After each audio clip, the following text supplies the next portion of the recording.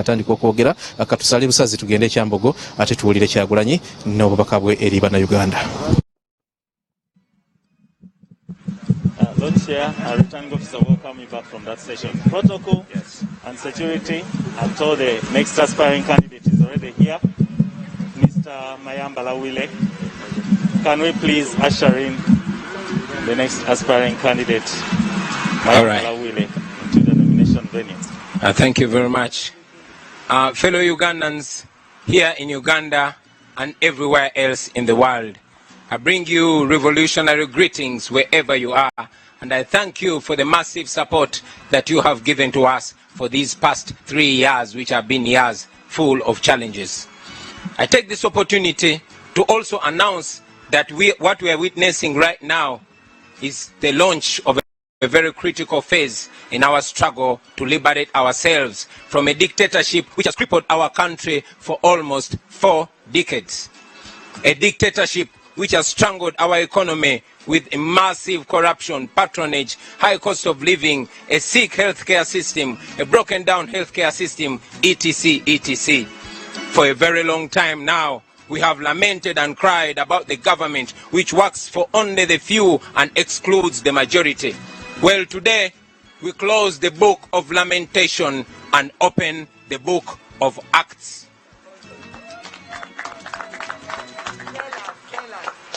It is time for action, action that will put an end to the injustices, the oppression, and the impunity in our beautiful country, Uganda. Countrymen and women, I come before you not as the most qualified, not as the most experienced, but I come before you as the most committed to lead this liberation, to lead the people of Uganda out of slavery. Countrymen and women, for the last 58 years, our nation has suffered so many problems. Little did he know that God will one day raise a generation that will not take that. Little did he know that God will raise unexpected people from unexpected places. So, to you, Mr. Museveni, since you have failed to control your greed and lust for power, our generation is determined to save you from yourself and stop your 35-year-old dictatorship.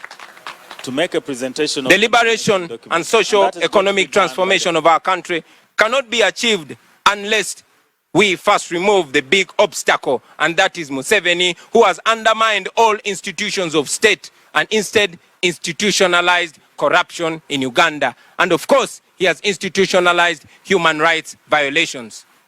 Fellow Ugandans, I'm offering myself as a candidate of the highest office in this land, as a representative of the oppressed Ugandans. My background is well known to you, all of you, born hustling and born to hustling parents, raised in the ghettos of Kamocha, but fortunate enough to raise on top courtesy of my talent and hard work. It is now this background that has enabled me to understand the struggles of the common Ugandans. 35 years ago, Museveni started feeding off taxpayers' money and living in absolute abundance. Him and his cronies are completely detached from the common person, and no wonder they mock our people, because they've impoverished them, battered them, and suppressed them. And that is why this election, in this election, I am representing the weak, I am representing the poor, I am representing the downtrodden, I am representing those that have been excluded from a system which works only for a few, and of course, sitting and stepping on the necks of the many.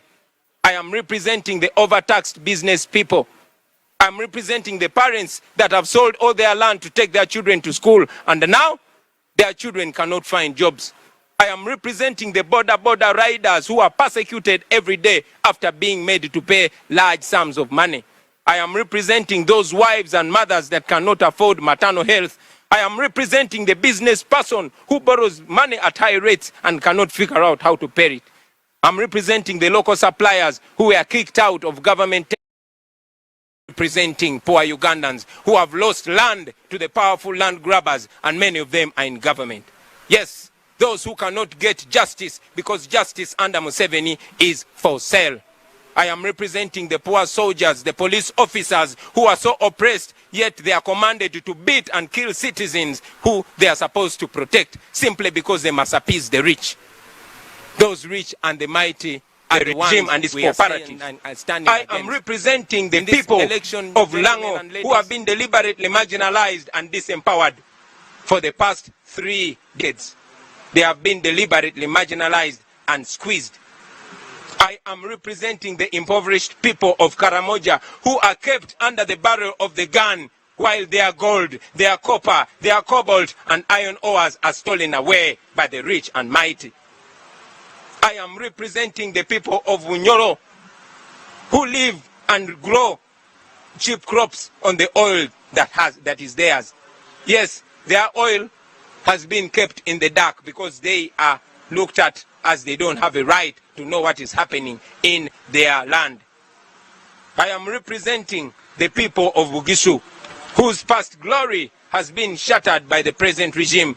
Their cooperatives, which kept them rich and productive, were destroyed by the regime. I am representing the people of Chigezi, who work so hard to earn little.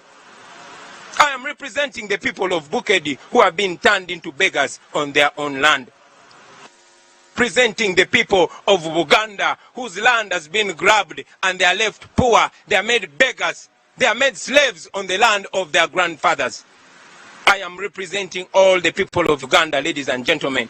Representing the people of Toro, the people of Rwenzori, who live in constant fear because of the brutal regime. Those who are battered in 2018, whose wounds are still fresh in the minds. I represent them. I represent the youth who are very hardworking and yet they have no way to break through the yoke of oppression. The youth that work so hard but don't have the means of production. They don't have no land, they don't have no capital, and they have limited or no opportunities. These are the people I am representing. I am representing this section. The vast majority who are oppressed, yearning for freedom. I'm representing the journalists who cannot even peacefully practice their work without being harassed and beaten by the regime. I am representing the health workers who are paid peanuts for doing incredible work. I am representing my mother, who was a nurse, who had 10 children and who died a miserable life because when she got an accident and put in Molago casualty, she had to stay there an hour in a hospital she served for more than 20 years. I am here to speak for her, even though she cannot speak no more. These are the people that I'm representing. Fellow Ugandans, I present myself to you as a servant, not as a boss.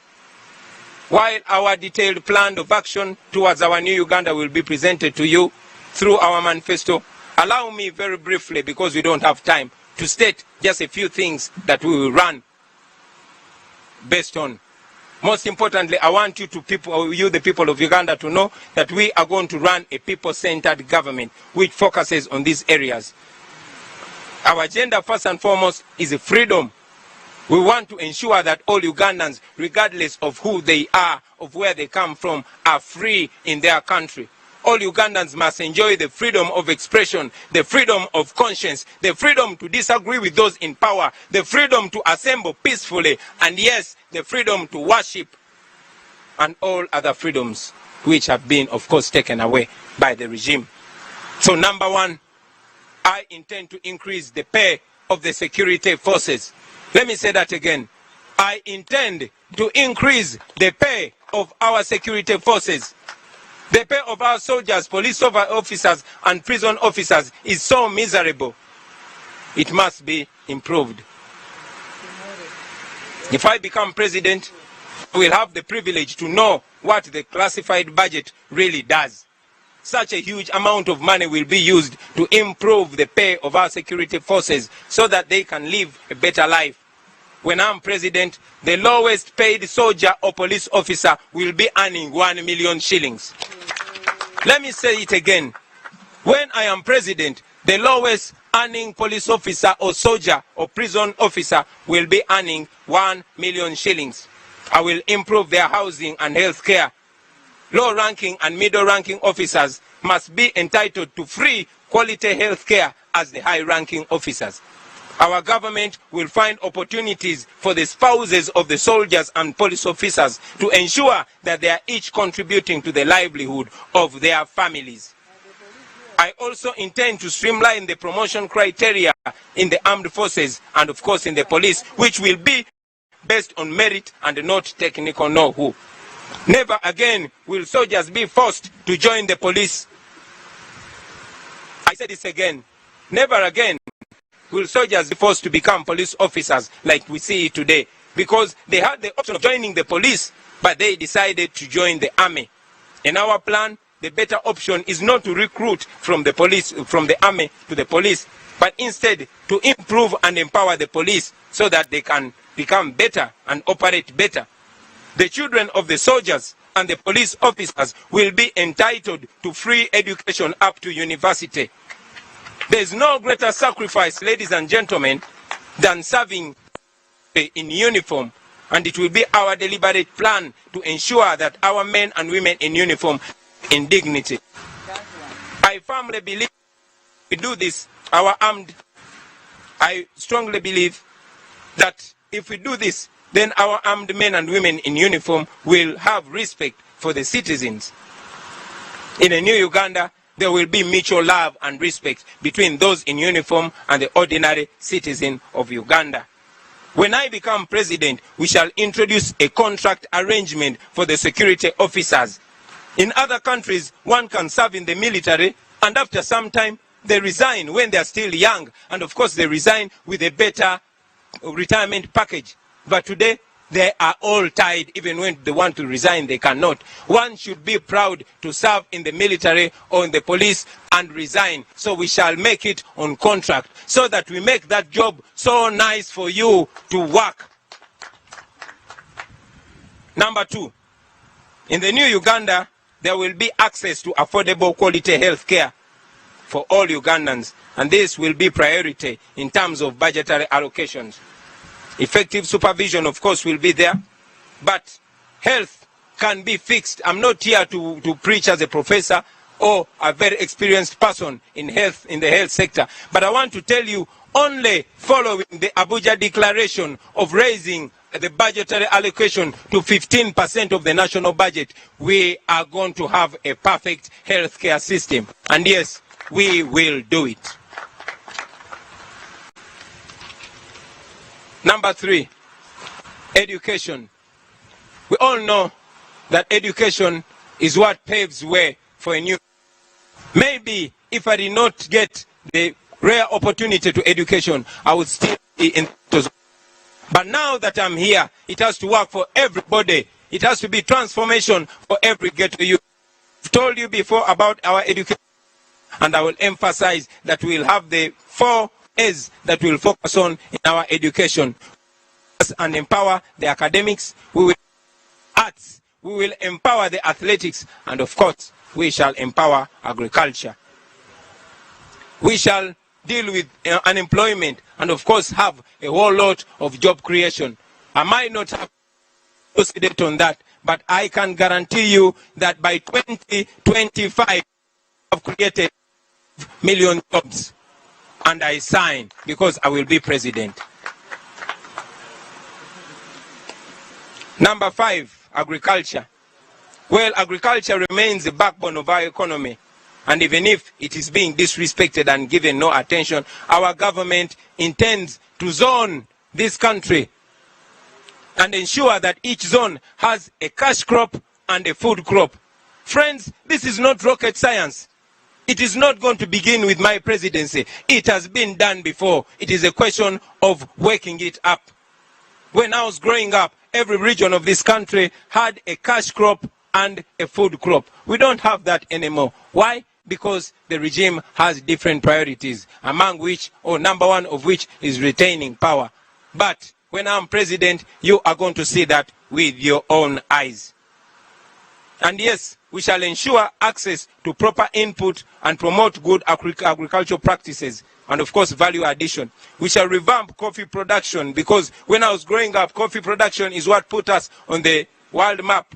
I can guarantee you that our government will ensure that by 2025, Uganda exports 50 million bags of coffee. 50 million. And I sign because I will be president.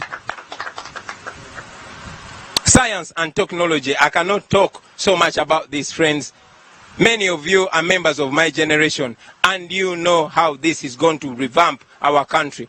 Our government will focus on promotion of science and technology as a catalyst for economic growth and development. This is going to be done through allocation of funds to schools that are specifically majoring in that. And of course, we shall establish innovation hubs in every sub-region of Uganda. Our school-going children should receive world-class ICT, because I believe that we Ugandans, we are first world brains stuck in a third world country. And yes, Uganda is not a third world country. It is only our leaders that are third world leaders. Now, you got a first world leader. Let's go for that. Number 7, access to water and electricity. Friends, the vast majority of Ugandans have no access to clean water. But our government is going to ensure that every household in Uganda has access to clean water. In terms of power supply, we shall ensure that more households are connected to the power grid. However, we shall also pursue a deliberate policy of ensuring that households in rural areas have access to solar power. This can be done, and this will be done. Fellow Ugandans, there are many other things that we plan to do for this nation, some of which are put in our manifesto. This regime has destroyed many dreams of Ugandans. But today, I want to say to you, please dare to dream again. Please dare to hope again. Friends, dare to believe again. Our nation has been reduced into a laughing stock among nations. But once again, we shall rise to be the true Pearl of Africa that we have been known for. Nothing can defeat people united, especially if we are united by conviction.